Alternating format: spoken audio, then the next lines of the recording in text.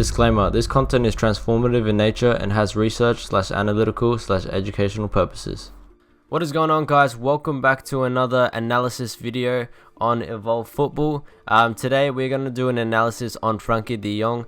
We're going to show all of his passes, all of his through balls, all of his different runs, his step overs, how he gets past different players, and how he evades different players in this game. This game is from Ajax versus Juventus from the Champions League. And we're going to just look at and analyze the most talented midfielder in the world. Also, one thing before we get into the video, if you guys are new to the channel, make sure you subscribe and hit that bell notification so you get a notification every time I upload to the channel. And yeah, I upload every Wednesday and Sunday, so if you do like this content, please be sure to stick around. Alright guys, so for on the first play with the pass and move, as you can see, Frenkie de Jong has the ball right now. He's doing a little pirouette there to get more space for himself to look up and pass it with a right decision in mind that he has. So at the moment now, he's looking up at his different options. He's going to now pass it to his left back or his one of his defenders. The defender's going to pass it to his left back, and then he's going to pass it back. Now Frenkie de Jong can see that this transition of play is moving pretty quick. So now he's acting like a center back in a way, but he's a number 6 midfielder. So now he's going back, tracking back a bit. So now Frenkie receives the ball with his right foot. He does that little step over to give him some more time so he can make a decision on who to pass the ball to. He always does this where he passes the ball with just enough time until the defender is like arm's length away. Then he passes the ball, so he gives the other players enough time to think on where they're going to pass it to as well. So as you can see, that movement off the ball was so great that he now transitions into that space, so he has more time to receive the ball, as you can see from there, and now pass it to either his other center back, De Ligt I think that is, or his right back who's making a run in the corner over there, and he makes the decision of passing the ball to his right back. Alright guys, so in this play, as you can see, Frenkie de Jong is actually under a lot of pressure, but he is a very calm player, so he looks up to find his center back has a lot of space, so that's what he does. He passes it to his center back, and now they are away to transition onto the other side. Alright guys, so on this play, as you can see, Frenkie de Jong has the ball now. He does that thing again where he waits for the defender to come as close as he can to de Jong, and then he releases the ball. As you can see there, now he is running into space again to receive another ball from his center back. So he receives the ball back because there was no other option with the other ways. Now he runs. So now he's under a lot of pressure again. So he puts his head up and he finds one of his players to pass it to. And now Ajax are away to attack the opposition. Alright guys, so on this interception play here, Frenkie de Jong is looking at that player from the opposition team who has the ball, and he's moving himself to that direction of the pitch. So as you can see now, that player releases the ball. Frenkie de Jong runs to that ball where it's flying. Wherever it lands, he is there to attack it and to receive the ball so he can pass it back to his teammates, which he does successfully, and now Ajax have the ball again. Alright guys, so on this attacking phase of Frenkie de Jong, you can see that he's making a lot of space for himself, and he's making an option for his player so Frenkie de Jong can receive the ball, which he does at the moment. So as you can see here, he receives the ball, he looks up and he's about to pass it to his right wing. With being a midfielder, you should be always creating options for your team, and as you can see, Frenkie does this so well on a constant basis. So he releases the ball, receives the ball again, which is so great, and now he does a little move to try to fake the defender going one way, then he goes the other.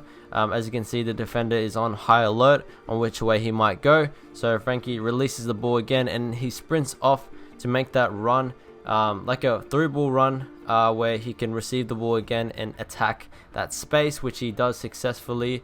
And unfortunately his player does not pass him the ball, but he makes a great run to make some space for his players. Alright guys, so this play is very interesting from Frenkie de Jong. As you can see here, he has the ball because he was in the right place at the right time. As a midfielder, you should always find these pockets of space. So he now has the ball, he's running on the right hand side. He's going to do this 1-2 play, or I think he doesn't do the 1-2 play, but he keeps his run going like a winger would. So he's in the right space. Now his players are all passing it from different directions. He now receives the ball out of nowhere again because he's in the right place at the right time. So now instead of shooting himself, which a lot of players would, he would now pass the ball to his other player, and this player now takes the shot and has time to shoot. So here's another angle on why he passed the ball. As you guys can see, that defender was so close to him, and he was actually pulling on Frankie's shirt, which is why he also passed the ball. He didn't force and try to shoot at goal. He gave his other players some time and space as well to put his head up and shoot. As you guys can see, he has so much time, and this is why he hit the crossbar and nearly scored a goal for Ajax. Okay guys, so this is another attacking player from Frankie. So as you guys can see, he's sprinting into that space where there is no players there. Unfortunately, his other player got fouled, but he still keeps the play going. He's going to run into that space, sprint, do a little step over, then entice the player to come as close as he can, as he usually does, and then pass it to his left wing, which is great. So he now has time and space to pass the ball into the box. Alright guys, so this is one of the best plays he's done in this game against Juventus. So as you can see here, he has the ball now. He's thinking of passing it. He passes it to his player who has space. He actually backtracks to make more space for himself, which is actually so intelligent of him to do. Now he has the ball, so he's going to run to the right hand side. He can pass it to his center back, but he doesn't. He passes it to the space. He doesn't pass to the player, he passes it to the space on the right hand side. So now he's making that run into the middle. As a midfielder, he's acting as so many positions at the moment, which is so great. He now receives the ball in front of him. He's going to run, and instead of passing it to the right hand side where his right wing is, or in front of him, the defender unfortunately makes too much pressure for him to actually do anything with the ball, and then he loses it, unfortunately. But what I wanted to show you guys is the transition of play from defensive to attack, which he does so great. And he actually makes so many movement patterns off and on the ball, which was so fantastic to see, which you guys should emulate in your game, because it makes so many options for your team to go forward into attacking transition.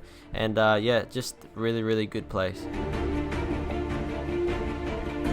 What makes him one of the best midfielders in my opinion is that he attacks, he can pass, he can go up the field, but he also can tackle and defend properly, which is so great of him to do.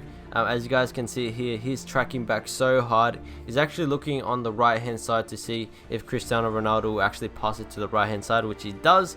As you guys can see, he's tracking back all the way from the midfield position. He's now in a position to slide tackle, which he does, and he successfully pulls it off, because in this position it is so hard to pull off a slide tackle like he does. And it is done so perfectly, because most players would call a penalty and fall to the ground, but Frankie timed it so well, which he helps his team out to get a corner and make some more time. So here's the second angle. As you guys can see, Frankie de Jong starts backtracking a lot harder than any other player on his team. He wants to make sure that he gets that ball so that player doesn't have any chance of shooting. I paused it here to show you that he's gonna lunge and get the ball, not the player. He always gets the ball, not the player, and he does it so successfully that you guys should also emulate this part of his game into yours. Alright guys, so this is the final play of the analysis video. As you guys can see, I want to show you some transitional plays with his center back and with himself. As you guys can see, that is De Ligt.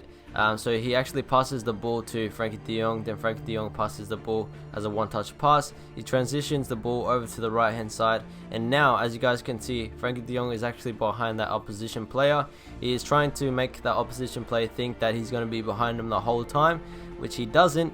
As you guys can see in this play here, De Ligt has some time and space to actually push the ball up forward into the attacking area, but he actually passes it to de Jong, because de Jong is making that jogging motion into that huge chunk of space, which he does pass it back to him.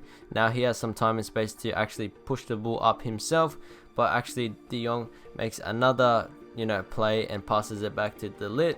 As you guys can see, and he passes it in front of De Ligt so that he doesn't have to have another touch. De Ligt can just transition the ball up to the attacking area, and that they can quickly transition that way. Alright guys, thank you guys for watching this analysis video. Hopefully you guys took some things out of value and learned something from this analysis video. This is why Frankie de Jong is one of the most talented midfielders and upcoming midfielders for the future generation. He's just one talented player, and he's very intellectual as well. He's a smart player. He likes to think, he likes to pass, and keep everything at a normal tempo. That is why Barcelona have bought this player, because he's actually not a great player from today, but he's going to be a great player for the years to come. And yeah, he's a great investment for Barcelona, and this is why I wanted to show you this analysis. Hopefully you guys did enjoy this video. If you did, please give this video a big thumbs up and comment down below what your thoughts are of this analysis video and how good of a player this guy is. And also, if you guys are new to the channel, please subscribe and hit that bell notification so you guys can get a notification every time I upload a video. I upload every Wednesday and Sunday, so stay tuned for another video on Wednesday. And yeah, I'll see you guys in the next one, and adios.